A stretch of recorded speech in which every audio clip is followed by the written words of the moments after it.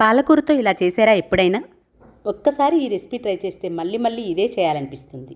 Hi అండి, అందరికీ నమస్కారం. వెల్కమ్ బ్యాక్ టు మా అమ్మ చేతి వంటకాలు. ఈరోజు వేడివేడి అన్నంలో నెయ్యితో తింటే చాలా రుచిగా ఉండే పాలకూర ఉల్లికారం ఎలా చేయాలో చూద్దాం. మరి ఆలస్యం చేయకుండా రెసిపీ మొదలు పెడదాం. ముందుగా 4 కట్టెల పాలకూరను తీసుకుని వాటి చివరలు కట్ చేసి శుభ్రంగా కడిగి సన్నగా కట్ చేసి తీసుకోండి. ఫ్రెండ్స్, పాలకూర ఆరోగ్యానికి చాలా మంచిది. ఇందులో iron, calcium, vitamin A, vitamin C, vitamin K, folate, fibre వంటి పోషకాలు పుష్కలంగా ఉంటాయి.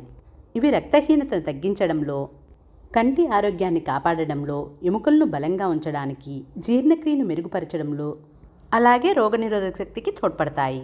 అందుకే వారానికి 1-2 సార్లు అయినా పాలకూరను ఆహారంలో చేర్చుకోవడం చాలా మంచిది. పాలకూరను ఇలా సన్నగా తరిగి పక్కన పెట్టుకోండి. అలాగే 3 ఉల్లిపాయలను తీసుకొని ఇలా చివరలు కట్ చేసి ముక్కలుగా కట్ చేసి తీసుకోండి. చూడండి, ఈ విధంగా కట్ చేసి పక్కన పెట్టుకోండి. ఇప్పుడు ప్యాన్లోకి కొద్దిగా ఆయిల్ని వేసుకొని అందులోకి 1 టేబుల్ స్పూన్ ధనియాలు, 1 టీ స్పూన్ జీలకర్ర వేసుకోండి. ఇవి కొద్దిగా వేగిన తర్వాత ఇందులోకి 8 నుండి 10 ఎండుమిర్చిని వేసుకొని వేయించుకుందాము. తక్కువ మంటపై పెట్టుకొని వేయించుకోండి. ఇలా తక్కువ మంటపై పెట్టుకొని వేయించుకోవడం వల్ల ఎండుమిర్చి మాడకుండా కరెక్ట్గా వేగుతాయి. ఇలా వేగిన తర్వాత స్టవ్ ఆఫ్ చేసి ఇంకో ప్లేట్లోకి తీసుకోండి. తరువాత ఇదే ప్యాన్లోకి మనం ముందుగా కట్ చేసి పెట్టుకున్న ఉల్లిపాయ ముక్కలను వేసుకుని వేయించుకుందాము. మనకి ఇక్కడ ఉల్లిపాయ ముక్కలు ఎక్కువ వేగాల్సిన అవసరం లేదు. ఉల్లిపాయ ముక్క కొద్దిగా మెత్తబడితే సరిపోతుంది. ఇందులోనే కొద్దిగా చింతపండును వేసుకొని కలుపుకుందాము. చింతపండును కూడా ఇలా వేయించుకుందాము. చూడండి, ఈ విధంగా వేగిన తర్వాత తీసి ఒక ప్లేట్లోకి ట్రాన్స్ఫర్ చేసుకోండి. ఇప్పుడు ఇదే ప్యాన్లోకి కొద్దిగా ఆయిల్ని వేసుకోండి. ఆయిల్ వేడైన తర్వాత పచ్చిశనగపప్పు, జీలకర్ర, ఆవాలను వేసుకోండి.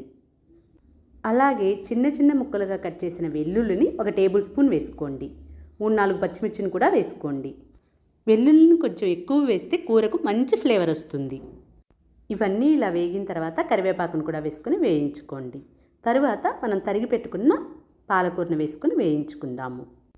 ఇప్పుడు మనం ఈ పాలకూరను వేయించుకుందాము. మనకి పాలకూర తొందరగానే వేగిపోతుంది. చూడండి, ఇందులోనే రుచికి సరిపడా సాల్ట్, 1/2 టీ స్పూన్ పసుపును వేసుకొని కలుపుకోండి. ఇప్పుడు వీటిని లో ఫ్లేమ్లోనే వేయించుకోండి. ఇది వేగేలోపు మనం ఉల్లికారం కోసం మనం ఇందాక వేయించి పెట్టుకున్నాం కదా, వాటిని గ్రైండ్ చేసి తీసుకుందాము. మిక్సీ జార్లోకి ధనియాలు, జీలకర్ర, ఎండుమిర్చిని వేసుకోండి. అలాగే ఇందులోకి సరిపడా సాల్ట్ని వేసుకొని గ్రైండ్ చేసుకోండి. అలాగే మనం వేయించి పెట్టుకున్న ఉల్లిపాయ, చింతపండును కూడా వేసుకొని గ్రైండ్ చేసుకోండి. మరీ మెత్తగా కాకుండా కొంచెం బరకగా గ్రైండ్ చేసుకోండి. చూడండి, ఇలా కోర్స్గా గ్రైండ్ చేసుకొని పక్కన పెట్టుకోండి. చూడండి, మనకి పాలకూర కూడా వేగిపోయింది. తర్వాత ఇందులోకి ఇప్పుడు మనం గ్రైండ్ చేసి పెట్టుకున్న ఉల్లికారాన్ని వేసుకుందాము.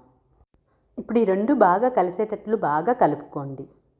ఇలా బాగా కలిపిన తర్వాత మీరు ఇక్కడ ఉప్పు, కారాన్ని ఒకసారి చెక్ చేసుకొని సరిపోకపోతే చూసుకొని వేసుకోండి. ఇదంతా మళ్ళీ బాగా కలుపుకొని దీనిపై మూత పెట్టి ఆయిల్ పైకి తేలే వరకు మధ్య మధ్యలో కలుపుకుంటూ వేయించుకోండి. ఈ కూర వేడి అన్నంలో నెయ్యి వేసుకుని తింటే చాలా రుచిగా ఉంటుంది. అలాగే చపాతీతో కూడా తినవచ్చు. అంతేనండి, మనకి పాలకూర ఉల్లికారం రెడీ అయిపోయింది. ఈ రెసిపీ మీకు నచ్చితే వీడియోకి లైక్ చేయండి. మీ అభిప్రాయాన్ని కామెంట్లో చెప్పండి. ఇలాంటి ఇంటి వంటల కోసం మా అమ్మ చేతి వంటకాలు ఛానల్ని సబ్స్క్రైబ్ చేసుకోండి. చూసినందుకు ధన్యవాదాలు.